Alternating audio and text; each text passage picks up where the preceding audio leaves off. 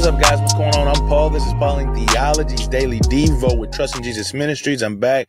You were listening to Genesis chapter 22, 7 through 8, and we are discussing the sacrifice.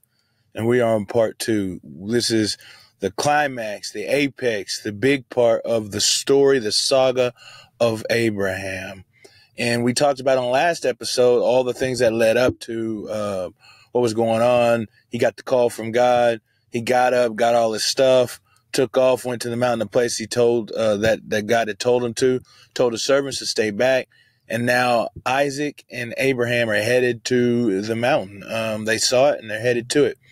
And Abraham gave Isaac the stuff, the wood. He's carrying the wood. One thing I didn't think about saying that could allude to something in the future, because this is a big event, and this event is often seen as a type of the sacrifice of Christ, as God offers his son. And it is not without parallel to say that Isaac carries the wood of his instrument of death, and God incarnate, Jesus Christ, does the same as he carries the wood.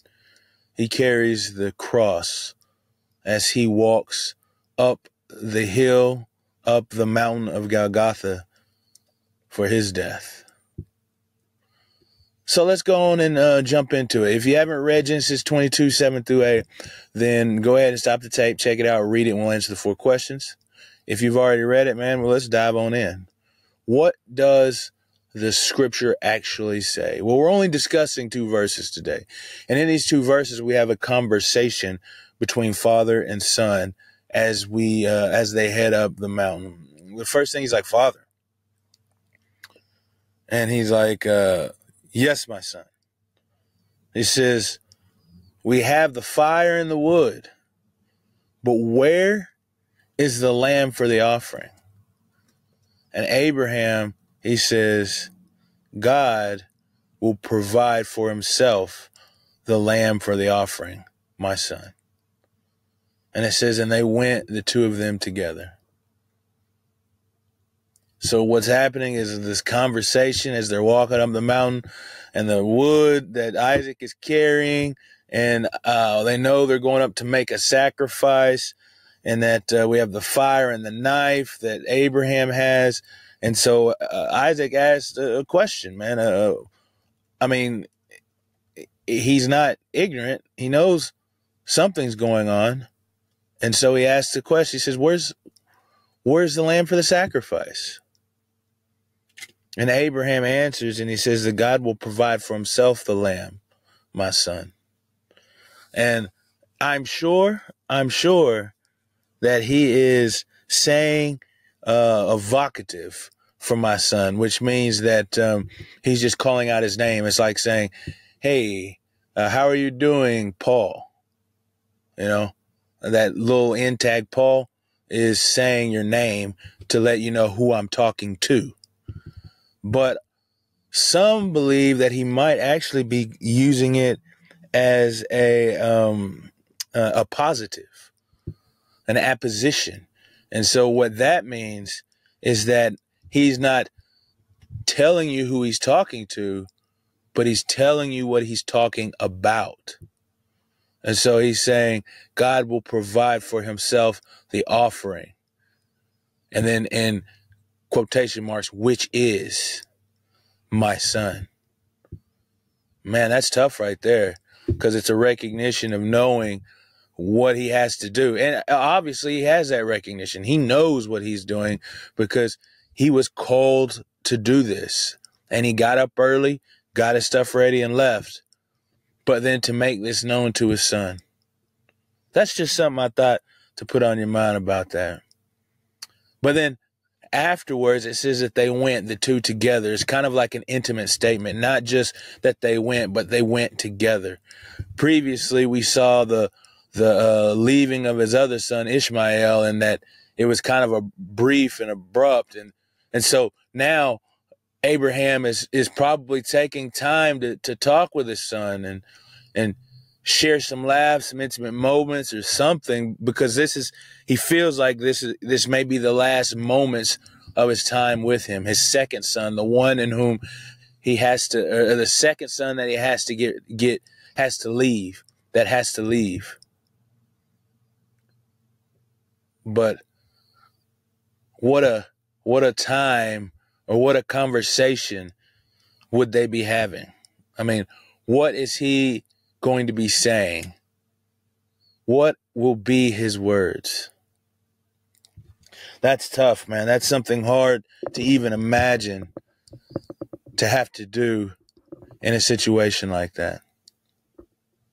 How would you react? If you knew you had the final time, the final moments with your son or daughter, what words would you say? What things would you try to convey, or what kind of atmosphere or time would you try and have? What is the scripture saying about God? Well, first off, it's saying that he's provider. We're going to see the same things because this is the same story.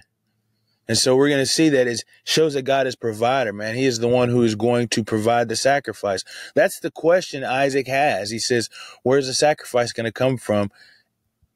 And Abraham tells him, it is God. He is the provider. But it's also the one who is in control of all things. He's sovereign. So again, that same idea is that he may provide this sacrifice, and it may be his son. And so he's going to submit to that because God is sovereign over his life. God is the king over his life. Whatever decision, whatever thing happens because it is on the will of Yahweh. What does this say about man? It says that we as the people of God, as people who trust God, or I'm sorry, people who live under the law of God should trust him. It says we should trust God and whatever it is that he has to do, because he is going to provide for us. He is the ultimate king. He is in charge, and he will ultimately provide for all our needs. And so we should trust in him. But I think another thing is important in this statement is just the trust that Isaac has in his father. There was no questions or any kind of backlash or backtalk when Abraham said the thing that he said, answering the question that Isaac had asked.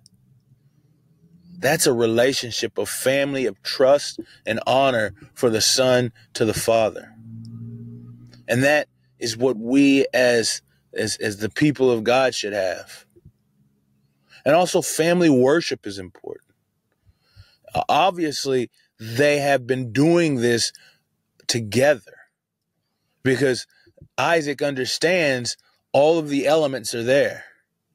He understands all of the things that they have are necessary for worship and the way in which they're worshiping. And so Isaac understands worship in its context. And that is something as mankind that we should understand worship and how it should be done, but also be passing that over to our family. And how can we apply these truths to our lives? Well, understanding that God is sovereign and provider and that we should trust him in all that we do, then trust him with our children, man. Trust him with our family. That's what Abraham's doing ultimately. He's trusting him with the fate of his son, the one who God had promised to him. He is trusting him with him in this very difficult situation. And that is how he's leading his family in this worship.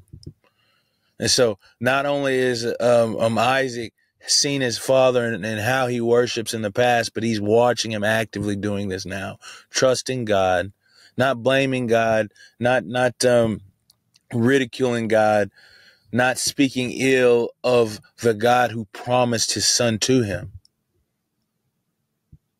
And so that's what we should be doing. That's how we should apply this truth. But also look at the situations that you're in right now, man, whether it be just the most difficult or maybe the most joyous. But lay all of those things in the hands of Jesus, firmly place them in the hands of God, and trust him in that. And then look at the relationship that you have with your child and see what it's like and wonder why it is that way. Ask the question. Hey, I appreciate you guys for listening, and I'll see you in the next episode.